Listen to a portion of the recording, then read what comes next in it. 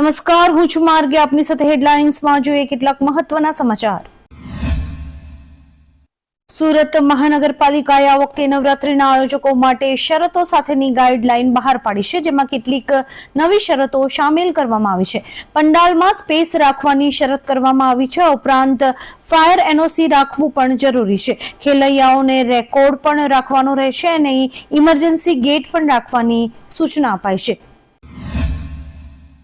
પાટણની special NDPS કોર્ટે ગાંજા સાથે ઝડપાયેલા એક આરોપીને 5 વર્ષની સખત કેદની સજા અને ₹25,000નો દંડ તથા દંડ ન ભરે તો વધુ 6 માસની કેદ ભોગવવાનો હુકમ કર્યો છે. ઉલ્લેખનીય છે કે વર્ષ 2020માં પાટણ ઊંઝા રોડ પરથી એસઓજીએ એક શખ્સને 9 કિલોથી વધુના ગાંજા સાથે ઝડપ્યો હતો. આરોપીએ જણાવેલું કે લોકડાઉનમાં ગાડીના હપ્તા ભરવાના હોવાથી તે કેરિયર બન્યો હતો. હવે કોર્ટે આરોપીને 5 વર્ષની સખત કેદની સજા ફટકારી છે.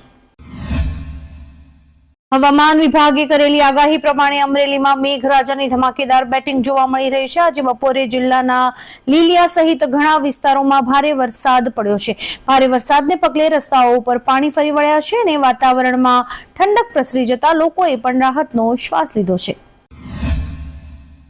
ઇઝરાયેલે લેબનોનમાં હિઝબુલ્લાના 1600 ટાર્ગેટને નિશાન બનાવીને હવાઈ હુમલો કર્યો હતો, જેમાં 10,000 રોકેટને નષ્ટ કરવાનો દાવો કરવામાં આવ્યો છે. તે જ સમયે લેબનોનના સ્વાસ્થ્ય મંત્રાલયે કહ્યું કે આ હુમલામાં અત્યાર સુધીમાં 492 લોકોના મોત થયા છે. તેમાંથી 58 મહિલાઓ અને 35 બાળકો છે. ઉપરાંત 1,645 લોકો ઘાયલ થયા છે.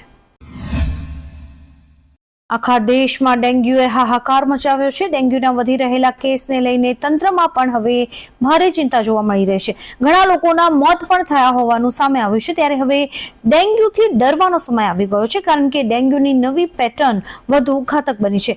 નવા પ્રકારના ડેન્ગ્યુએ પોતાની પેટર્ન બદલી છે. ડેન્ગ્યુ પહેલી વારમાં તો પકડાતો જ નથી અને 5 માસ બાદ ફરી તાવ આવે છે અને ત્યારબાદ દર્દીની સ્થિતિ ગંભીર બને છે. દિલ્હી પોલીસની ક્રાઇમ બ્રાન્ચે ઇન્ટરસ્ટેટ વોન્ટેડ ગુનેગાર મુકીમ અયુબ ખાનની ધરપકડ કરી છે. અયુબ વડોદરાનો કાયમી રહેવાસી છે. 38 વર્ષના અયુબે લગ્નના બહાને મેટ્રિમોનિયલ વેબસાઇટ્સ દ્વારા 50થી વધુ મહિલાઓને છેતરી હોવાનો આરોપ છે. તે વરિષ્ઠ સરકારી અધિકારી હોવાનું નાટક કરીને છોકરીઓને લલચાવતો હતો. તે ઘણા રાજ્યોમાં આવી ઘટનાઓમાં સંડોવાયેલો છે અને વિવિધ રાજ્યોની પોલીસ તેને શોધી રહી હતી. હવામાન વિભાગ દ્વારા કરવામાં આવેલી આગાહી વચ્ચે ઉત્તર ગુજરાતમાં વરસાદી માહોલ સર્જાયો છે. વાતાવરણમાં પલટા બાદ વરસાદી માહોલ છવાયો હતો અને કેટલાક જિલ્લાઓમાં વરસાદને લઈને ઓરેન્જ તો કેટલાક જિલ્લાઓમાં યલો એલર્ટ પણ અપાયું છે. હિમાચલના મહેસૂલ મંત્રી જગતસિંહ નેગીએ મંડી સાંસદ કંગના રનૌત પર શાબ્દિક હુમલો કર્યો છે. તેમણે કહ્યું કે કંગના અભણ જેવી વાતો કરે છે. તેના કારણે આખા દેશમાં અમારું માથું શરમથી ઝૂકી ગયું છે અને અમે દેશમાં હાસ્યનું પાત્ર બની ગયા છે. બીજા રાજ્યોના લોકો વિચારતા હશે કે અમે કેવા સાંસદને ચૂંટીને મોકલ્યા છે જેમને કોઈ સમજ જ નથી. અમે ખૂબ જ મૂર્ખતાપૂર્ણ કામ કર્યું છે કે અમે આવા મૂર્ખ માણસને ચૂંટીને સંસદમાં મોકલ્યા છે. 27મી સપ્ટેમ્બરથી કાનપુરમાં ભારત અને બાંગ્લાદેશ વચ્ચે બીજી ટેસ્ટ મેચ શરૂ થશે, જેમાં વિરાટ કોહલી એક મોટો રેકોર્ડ તોડી શકે છે. આ મેચમાં વિરાટ માત્ર 35 જ રન બનાવશે તો પણ તે ટેસ્ટ ક્રિકેટના 147 વર્ષના ઇતિહાસમાં એવું પહેલી વાર થશે જ્યારે કોઈ ક્રિકેટર 600થી ઓછી ઇનિંગમાં 27,000 રનનો આંકડો પાર કરશે. ઉલ્લેખનીય છે કે અત્યારે સૌથી ઝડપી 27,000 રન બનાવવાનો રેકોર્ડ સચિનના નામે છે. સચિને 623 ઇનિંગમાં આ કારનામું કર્યું હતું અને હવે વિરાટ કોહલી 600થી પણ ઓછી ઇનિંગમાં આ રેકોર્ડ તોડી શકે છે. આંધ્રપ્રદેશના તિરુપતિ મંદિરના પ્રસાદમાં પ્રાણીઓની ચરબી ભેળવવામાં આવતી હોવાના આક્ષેપો બાદ હવે લાડુમાં તમાકુ મળી આવતા હોવાના દાવા સામે આવ્યા છે. તેલંગાણાની એક મહિલાએ આરોપ લગાવ્યો છે કે તેને પ્રસાદ તરીકે મળેલા લાડુની અંદર તમાકુ ભરેલા કાગળો હતા. મહિલાએ તેનો વિડીયો પણ જાહેર કર્યો છે, જો કે આ વિડીયોની સત્યતાની પુષ્ટિ હજુ નથી થઈ. કર્ણાટકના મુખ્યમંત્રી સિદ્ધારમૈયાને હાઈકોર્ટ તરફથી મોટો ઝટકો લાગ્યો છે. MUDA કેસમાં રાજ્યપાલે CM વિરુદ્ધ કેસ ચલાવવાની મંજૂરી આપી હતી. ત્યારબાદ સિદ્ધારમૈયાએ હાઈકોર્ટનો સંપર્ક કર્યો હતો અને અહીંથી પણ તેમને ઝટકો લાગ્યો છે. કોર્ટે સિદ્ધારમૈયાની અરજી ફગાવી દીધી છે અને કેસને આગળ વધવાની મંજૂરી આપી છે. ઉલ્લેખનીય છે કે સિદ્ધારમૈયા પર ખોટી રીતે તેમની પત્નીના નામે કરોડોની જમીન કરાવવાનો આરોપ છે. ઉત્તર પ્રદેશમાં હોટલ, ઢાબા, રેસ્ટોરન્ટ અને દુકાનો પર નામ દર્શાવવું ફરજિયાત બની ગયું છે. CM યોગીએ કહ્યું કે દેશના વિવિધ વિસ્તારોમાં જ્યુસ, કઠોળ અને રોટલી જેવી ખાદ્ય ચીજોમાં ભેળસેળની ઘટનાઓ જોવા મળી રહી છે. આવી ઘટનાઓ અત્યંત ઘૃણાજનક છે. સંસ્થાઓના સંચાલકો સહિત ત્યાં કામ કરતા તમામ કર્મચારીઓની હવે ચકાસણી કરવામાં આવશે. આ ઉપરાંત દરેક જગ્યાએ CCTV કેમેરા પણ લગાવાશે. ભારતને ઇસ્લામિક રાષ્ટ્ર બનાવવાનું ષડયંત્ર ઘડતા કટ્ટરવાદી સંગઠન હિઝબ ઉત તહરીર વિરુદ્ધ NIA એક મોટું અભિયાન શરૂ કર્યું છે. NIA તમિલનાડુમાં લગભગ 11 સ્થળોએ દરોડા પાડ્યા છે. આ સંગઠન પર વિશ્વના ઘણા દેશોમાં પ્રતિબંધ છે. ચેન્નાઈ સેન્ટ્રલ ક્રાઇમ બ્રાન્ચે રાષ્ટ્ર વિરોધી પ્રવૃત્તિઓમાં સામેલ કરવા અને યુવાનોનું બ્રેઇન વોશ કરવા માટે તેની સામે કેસ નોંધ્યો હતો અને હવે આ કેસ NIA ને સોંપવામાં આવ્યો છે. આ વર્ષે દિવાળી ઓક્ટોબરમાં જ ઉજવાશે. દિવાળીના તહેવારના દિવસોના કેલેન્ડરની વાત કરીએ તો 28મી ઓક્ટોબરે રમા એકાદશી અને વાઘ બારસ સાથે છે. 29મી તારીખે ધનતેરસ છે. 30મી ઓક્ટોબરે કાળી ચૌદસ છે. 31મી ઓક્ટોબરે પણ કાળી ચૌદસ અને દિવાળી બંને છે. 1 નવેમ્બરે પણ દિવાળી ઉજવાશે. ગોવર્ધન પૂજા 2 નવેમ્બરના રોજ થશે. 3 નવેમ્બરે ભાઈ બીજનો તહેવાર છે અને 6 તારીખે લાભ પાંચમ છે. ઇઝરાયેલના વિદેશ મંત્રાલયે સોમવારે એક વિડીયો શેર કર્યો છે. 27 સેકન્ડના વિડીયોમાં જોવા મળે છે કે કેવી રીતે આયર્ન ડોમ ઇઝરાયેલ તરફ આવી રહેલી મિસાઇલને આકાશમાં જ નષ્ટ કરી રહ્યો છે. મંત્રાલયે લખ્યું કે ઉત્તરી ઇઝરાયેલમાં આયર્ન ડોમ કામ કરી રહ્યો છે. ઉલ્લેખનીય છે કે 2021 થી ઇઝરાયેલની સુરક્ષા કરી રહેલા આયર્ન ડોમને ઇઝરાયેલની રાફેલ એડવાન્સ ડિફેન્સ સિસ્ટમ દ્વારા અમેરિકાની મદદથી તૈયાર કરાયો હતો. એશિયાના સૌથી ધનિક વ્યક્તિ મુકેશ અંબાણીના નાના ભાઈ અનિલ અંબાણીના પુત્ર અનમોલ અંબાણીને 1 કરોડ રૂપિયાનો દંડ ફટકારાયો છે.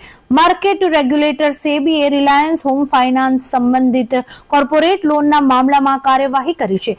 માત્ર અનમોલ અંબાણી જ નહીં પરંતુ માર્કેટ રેગ્યુલેટરે રિલાયન્સ હોમ ફાઇનાન્સના ચીફ રિસ્ક ઓફિસરને પણ દંડ ફટકાર્યો છે. આમ આદમી પાર્ટીના નેતા અરવિંદ કેજરીવાલે સોમવારે હરિયાણાના સિરસા જિલ્લાના ડબવાલીમાં એક રોડ શો કર્યો હતો. તેમણે કહ્યું કે ભાજપ તેમને જેલમાં નાખીને NDAમાં સામેલ કરવા માંગે છે. તમે ગમે તેને તોડી શકો પણ એક હરિયાણવીને તોડવો એટલો સરળ નથી એવું પણ તેમણે કહ્યું હતું. આ ઉપરાંત તેમણે કહ્યું હતું કે ભાજપ મારી ઈમાનદારીથી ખૂબ ડરે છે. ભાજપે મને તોડવા માટે અનેક યુક્તિઓ અપનાવી હતી. તેમણે મને NDAમાં જોડાવવાનું પણ કહ્યું હતું પરંતુ હું તૂટ્યો નથી. મુઝફ્ફરનગરમાં ઉત્તર પ્રદેશ સરકારના 2 મંત્રી કપિલ દેવ અગ્રવાલ અને અનિલ કુમાર એકબીજા સાથે બાખડી પડ્યા હતા. તે સમયે કેન્દ્રીય મંત્રી જયંત ચૌધરી ભાષણ આપી રહ્યા હતા. વાયરલ વિડીયોમાં બંને મંત્રીઓ સ્ટેજ પર એકબીજા સાથે દલીલ કરતા જોવા મળ્યા હતા. કેટલાક નેતાઓએ બંનેને સમજાવવાનો પ્રયાસ પણ કર્યો હતો અને દલીલો ચાલુ રાખી હતી. ઉલ્લેખનીય છે કે ITI કોલેજના ઉદ્ઘાટનના પ્રસંગે આ ઘટના બની હતી. સુનિતા વિલિયમ્સને પૃથ્વી પર પરત લાવવાના પ્રયાસો ચાલુ છે. આ સાથે જ તેમને અંતરિક્ષમાં પણ એક નવી જવાબદારી સોંપાઈ છે. મળતી માહિતી મુજબ સુનિતા વિલિયમ્સને ISS એટલે કે ઇન્ટરનેશનલ સ્પેસ સ્ટેશનની કમાન સોંપવામાં આવી છે. તેમણે ISSના કેપ્ટન બનાવવામાં આવ્યા છે. જોકે આ પહેલા પણ તે આ જવાબદારી નિભાવી ચૂક્યા છે. તે અત્યારે સાથી અંતરિક્ષ યાત્રી બુચ વિલ્મોર સાથે સ્પેસ સ્ટેશન પર છે. ઉત્તર પ્રદેશના પ્રયાગરાજમાં મોડી રાત્રે મહાબોધિ એક્સપ્રેસ પર કેટલાક લોકોએ પથ્થરમારો કર્યો હતો, જેમાં ઘણા મુસાફરો ઘાયલ થયા છે, જેમને હોસ્પિટલમાં દાખલ કરાયા છે. આ ઘટનાને ગંભીરતાથી લઈને RPFને કડક કાર્યવાહી કરવા માટે સૂચના અપાઈ છે. મહાબોધિ એક્સપ્રેસ ટ્રેન લગભગ 9 વાગે પ્રયાગરાજ જંકશનથી ગયા માટે રવાના થઈ હતી, પરંતુ યમુના પુલ પહેલા જ તેના ઉપર પથ્થરમારો શરૂ થઈ ગયો હતો. કેન્દ્રીય રાજ્યમંત્રી રામદાસ અઠાવલે ગઈકાલે વડોદરામાં હતા, જ્યાં અધિકારીઓ સાથે તેમણે એક બેઠક યોજી હતી. પ્રેસ કોન્ફરન્સમાં તેમણે કોંગ્રેસ નેતા રાહુલ ગાંધી પર આકરા પ્રહાર કર્યા હતા. તેમણે કહ્યું કે રાહુલ ગાંધીનો પાસપોર્ટ રદ કરવો જોઈએ. તેઓ વિદેશમાં જઈને દેશની વિરોધમાં બોલે છે, અનામત ખતમ કરવાની વાત કરે છે. અનામત ખતમ કરનારને અમે ખતમ કરીશું. નરેન્દ્ર મોદીને કોઈ જેલમાં ન નાખી શકે, મોદી બધાને જેલમાં નાખી દે, એવું તેમણે પોતાના પ્રવચનમાં કહ્યું હતું. રાજસ્થાનના બાલોતરામાં ભૂકંપના આંચકા અનુભવાયા છે. રિક્ટર સ્કેલ પર તેની તીવ્રતા 3.2 માપવામાં આવી છે. ભૂકંપનું કેન્દ્ર પણ બાલોતરા હતું. લગભગ 5 કિલોમીટરના વિસ્તારમાં ભૂકંપના આંચકા અનુભવાયા હતા. જોકે જાનમાલને કોઈ નુકસાન થયું હોવાના સમાચાર સામે નથી આવ્યા. હવામાન વિભાગે જાપાનની રાજધાની ટોક્યોની દક્ષિણે સ્થિત ટાપુઓ માટે એલર્ટ જારી કર્યું છે. હજુ આઇલેન્ડના દરિયાકાંઠાના વિસ્તારોમાં 5.9ની તીવ્રતાનો જોરદાર ભૂકંપ આવ્યા બાદ આ એલર્ટ જારી કરવામાં આવ્યું છે. ચાચીજો દ્વીપના યાનેન વિસ્તારમાં લગભગ 50 સેન્ટીમીટરની નાની સુનામી પણ જોવા મળી હતી. આ દરિયાઈ ભૂકંપ હાચીજો દ્વીપથી લગભગ 180 કિલોમીટર દક્ષિણમાં આવ્યો હતો. સ્માર્ટફોન આજે આપણા જીવનનો મહત્વનો હિસ્સો બની ગયા છે. સ્માર્ટફોનની સ્ક્રીન પર સતત જોવાથી આંખોમાં થાક, બળતરા અને શુષ્કતા આવે છે. તેને ડિજિટલ આંખનો તાણ અથવા કોમ્પ્યુટર વિઝન સિન્ડ્રોમ પણ કહેવામાં આવે છે. સરેરાશ સ્માર્ટફોન યુઝર્સ તેમના ફોન પર દરરોજ 5 કલાક સોશિયલ મીડિયાનો ઉપયોગ કરે છે, જે સ્લો પોઈઝનથી ઓછું નથી. સ્માર્ટફોનનો લાંબા સમય સુધી ઉપયોગ આંખો માટે નુકસાનકારક છે. યુએઈમાં 3 ઓક્ટોબરથી શરૂ થઈ રહેલા વિમેન્સ વર્લ્ડ કપ પહેલા આઈસીસીએ official event song whatever it takes release કર્યું છે. યુટ્યુબ ચેનલ પર રિલીઝ થયેલા ગીતમાં સાઉન્ડ ટ્રેકની સાથે ઓફિશિયલ મ્યુઝિક વિડીયો પણ લોન્ચ કરાયો છે, જેમાં મહિલા ક્રિકેટની આઇકોનિક ક્ષણોની હાઇલાઇટ દર્શાવવામાં આવી છે. આવા જ કેટલાક રસપ્રદ સમાચારો નિહાળવા માટે અમારી યુટ્યુબ ચેનલને લાઇક, શેર અને સબસ્ક્રાઇબ કરો અને જોતા રહો હેડલાઇન્સ.